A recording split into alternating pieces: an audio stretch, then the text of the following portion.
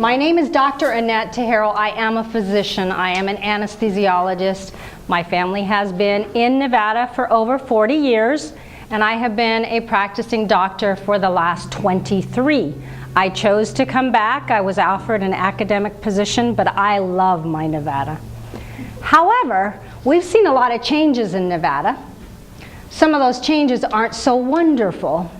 I was speaking with Cheryl, your president, and we remember the good days, the silver lining days that I say that Nevada was. We've had a gentleman by the name of Harry Reid. Does anybody like Harry Reid in this room? Is he a gentleman? I'm trying to be nice. However, we have to be wise these days on who we send to Washington because we cannot afford any more Harry Reid mistakes. In this race, there are several individuals who have received money from the same donors that gave to Harry Reid. Do we want to repeat a Harry Reid on the Republican side? I would venture no. I would venture no. I can honestly tell you that I don't want another Harry Reid. We have some people in this race that have attracted national attention, but not good national attention, because shooting people in the head is probably not the right thing to be saying on the radio, on camera, or anywhere. We do have a fight with BLM. All of us understand that. 85% of Nevada is controlled by the federal government. However, that fight should not be taken out with guns and knives, making us all look ridiculous.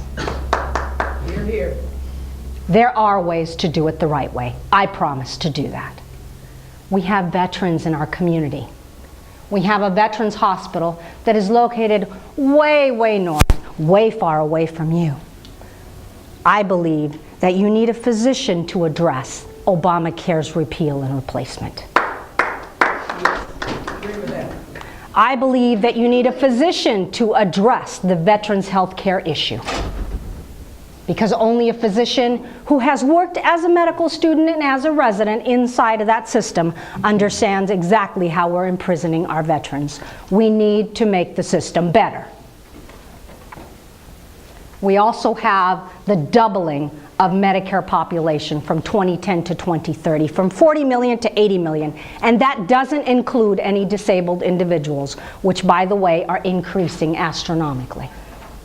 We need a physician that understands what it's like to give you, all of you, the choices that you need. Not insurance health care reform, but actually access to health care. Because having a card does not give you access to your doctor if you don't have enough doctors, enough nurses, or enough places to go that are affordable.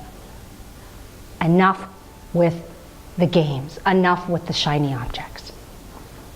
The other thing that I offer to you is something that's very important in this race.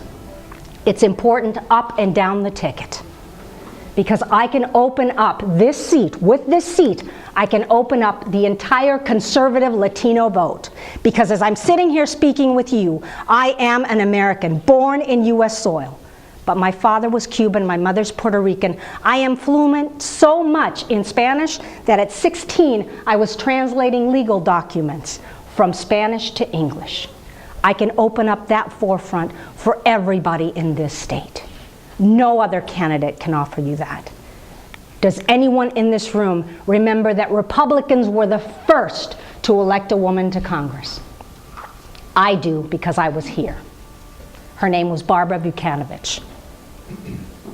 We have allowed the Democrats to take our talking points away from us.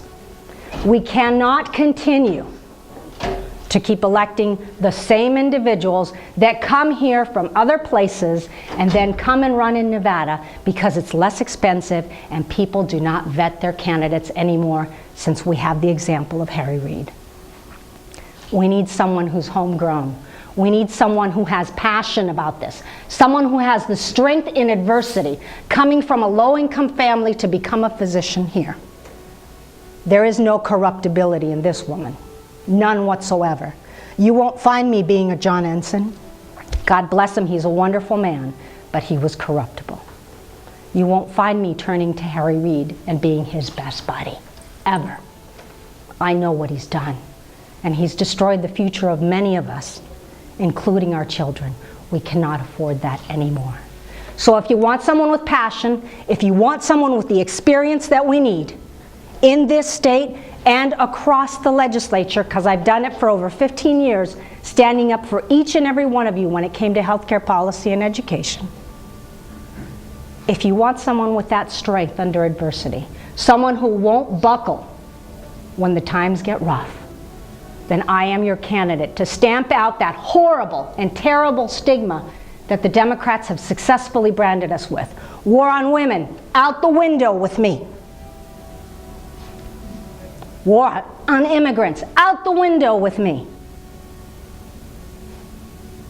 And the war that we are only the party of the rich goes out the window.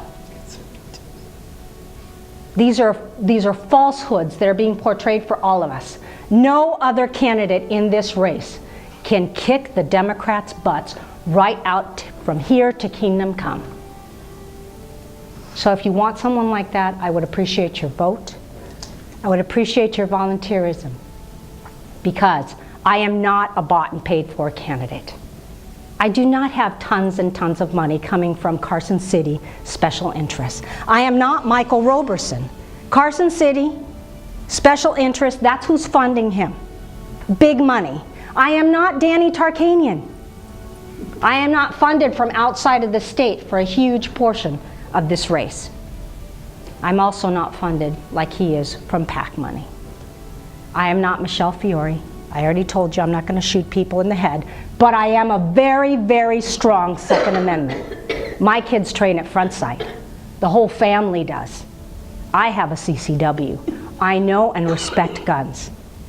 And I believe in education about guns, all the way to the teeny boppers.